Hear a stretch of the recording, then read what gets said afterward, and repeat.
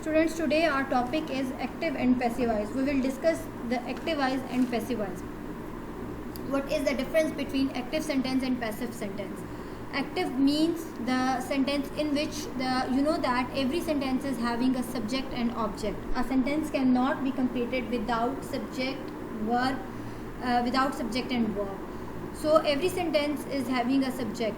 Active voice is a sentence in which the stress is on a subject. Active voice वो जुमला होता है जिसमें जो है वो emphasize या stress जो है वो subject पे दिया जाता है.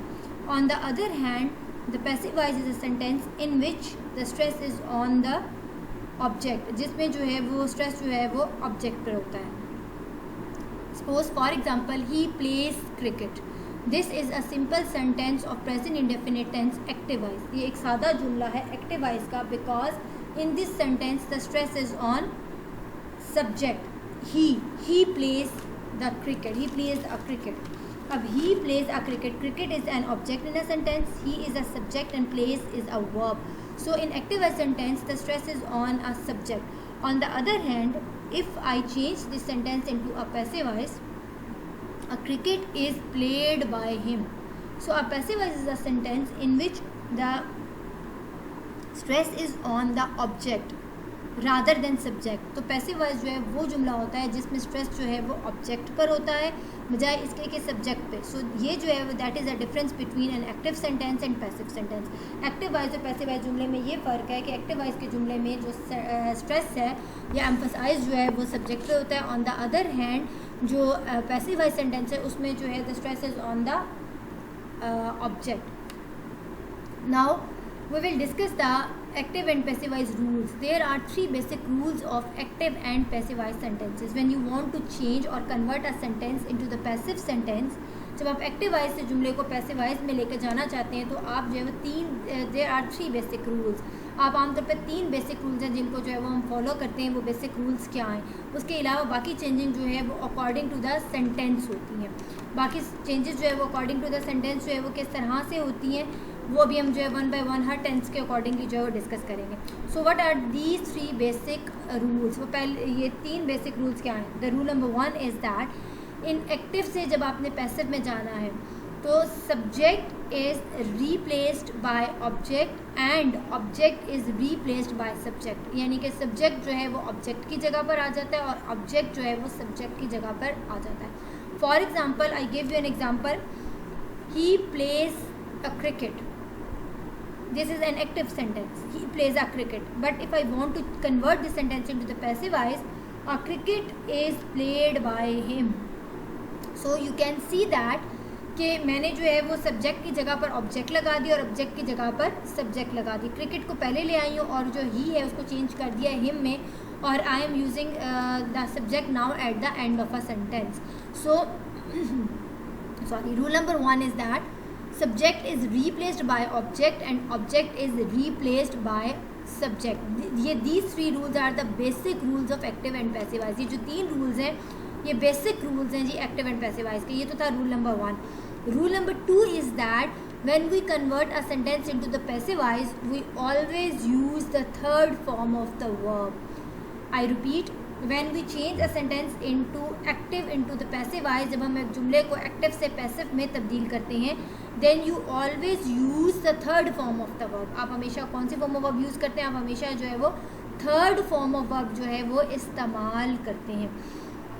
इधर आपका सेंटेंस कंटिन्यूस में है, प्रेजेंट परफेक्ट है, पास्ट परफेक्ट है, फ्यूचर है, कोई भी टेंस है, 12 टेंसेस में we always use the third form in a passive sentence. Passive जुमले में आप हमेशा जो है थर्ड फॉर्म ऑफ वर्ब इस्तेमाल करते हैं.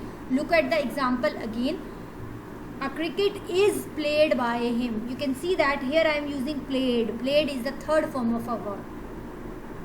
और एक्टिव सेंटेंस जो था वो मेरा प्रेजेंट इंडेफिनिट टेंस में था. He plays a cricket. But when I change a tense और सेंटेंस इनटू द पैसिव, लेकिन जब मैंने इसको पैसिव में चेंज किया तो I am using now the third form of the verb according to the second rule of general rule of active and passive voice. So rule number one is that subject is interchanged or replaced by object and object is replaced by subject.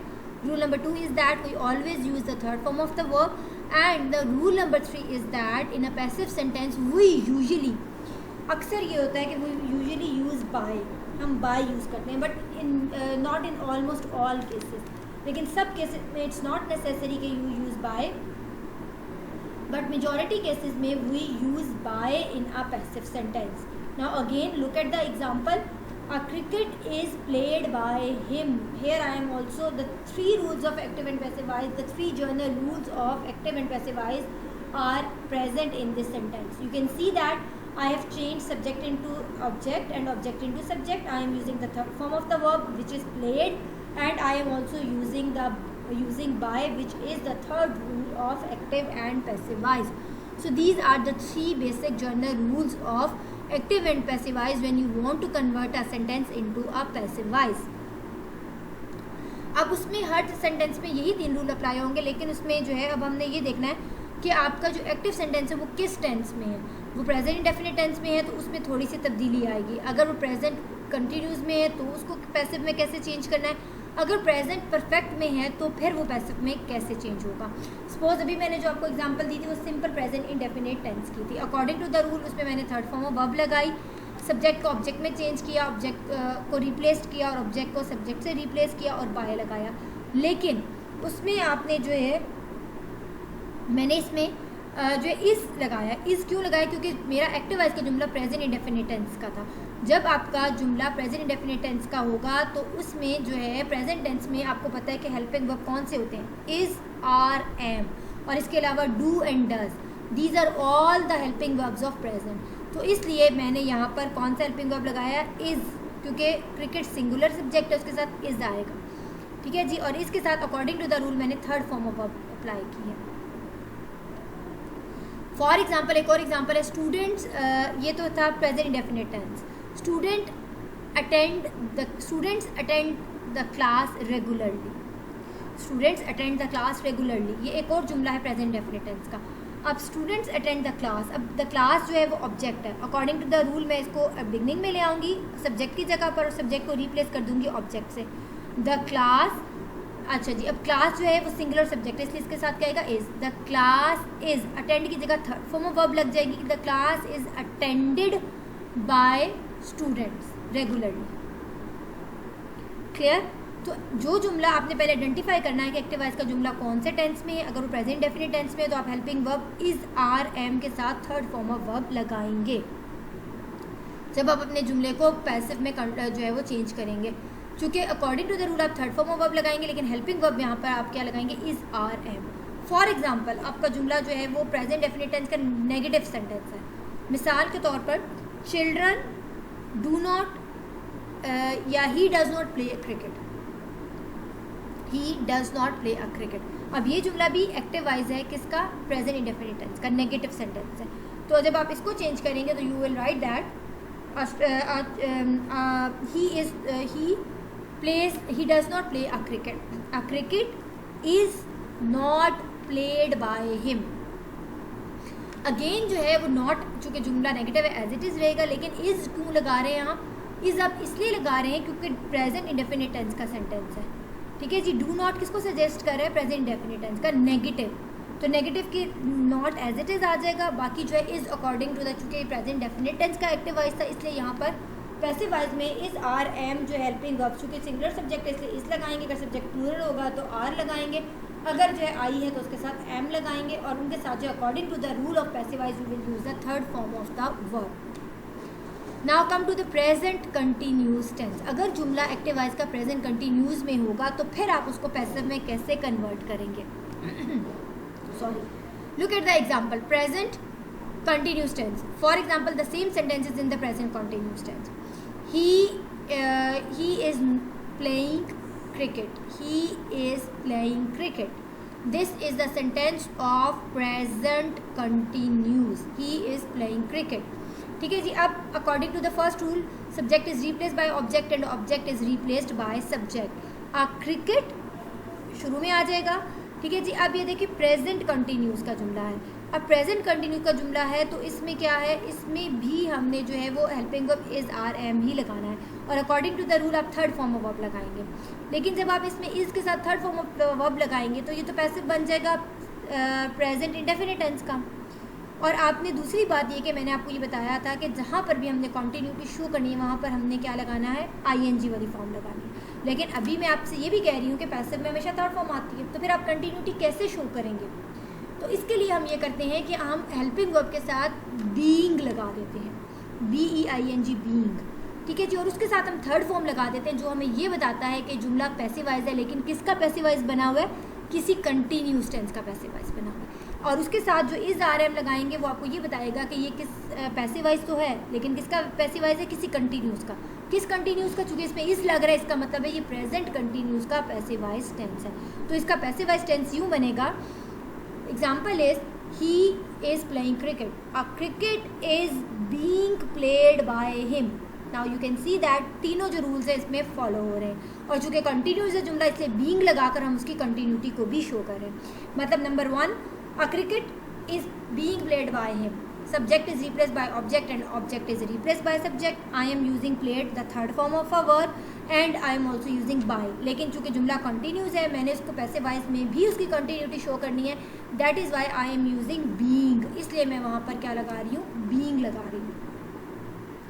और being से ये पता चलता है अगर being इसमें ना लगाती, इसके साथ थर्ड फॉर्म ऑफ वर्ब लगती तो वो तो पैसिव होता किसका, सिंपल प्रेजेंट इंडेफिनिट टेंस का। और चूंकि प्रेजेंट कंटिन्यूस का पैसिवाइज आप कैसे आइडेंटिफाई कर सकते हैं कि इस बीइंग के साथ थर्ड फॉर्म ऑफ वर्ब लगी हुई, it means that this is the passivize of present continuous tense. इसी तरह अगर ये जुमला नेगेटिव में होता, he is not playing cricket, तो इसका पैसिवाइज क्या होता, a cricket is not being played by him.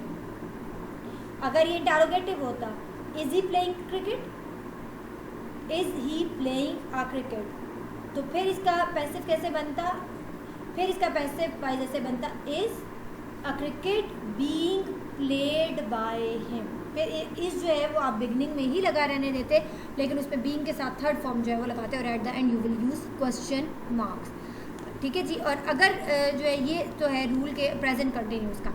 अब आते हैं जी प्रेजेंट परफेक्ट का पैसिवाइज आपने कैसे बनाना है।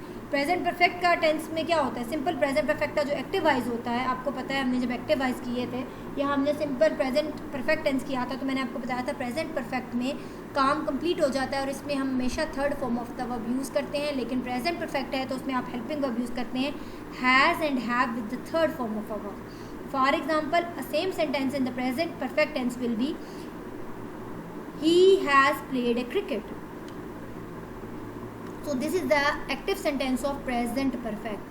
Has के साथ थर्ड फॉर्म ऑफ वर्ब लगी हुई, he has played a cricket। अब आपने इसका पैसिव बनाना है तो वही तीनों रूल्स आप अप्लाई करेंगे, लेकिन जब आप इसको पैसिवाइज में चेंज करेंगे तो फिर आप यहाँ पर क्या लगा देंगे, इसके पैसिव जुमले में बीन लगा देंगे, BEEN बीन। तो जुमला क्या हो जाएगा, a cricket has been played by him.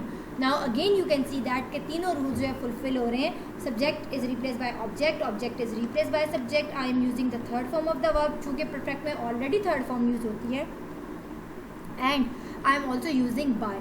So a cricket has been played by him, और बीन जो है वो ये सजेस्ट कर रहा है कि किसका पैसिवाइज है, हैज़ बीन। जब आपने लगा दिया तो इट मीन्स कि this is the passive sentence of has been के साथ जब थर्ड फॉर्म ऑफ वर्ब लग गई तो it means that this is a passive sentence of present perfect tense, क्योंकि हैज़ के साथ थर्ड फॉर्म लगी हुई है, ठीक है जी। तो हैज़ बीन के साथ थर्ड फॉर्म ऑफ वर्ब जो है जब लगी होगी तो it means that you can easily identify that this is the passive voice sentence of present perfect tense.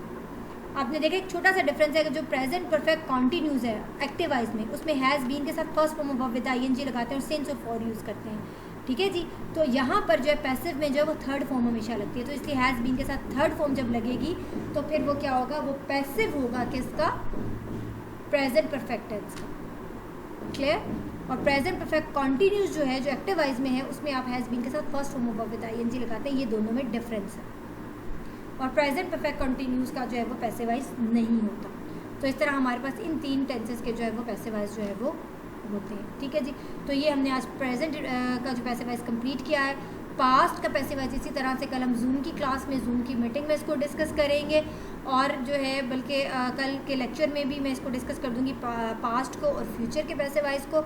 और उसके बाद जो है I will announce an assignment for you which you will upload at Edmodo, ठीक है जी। Thank you.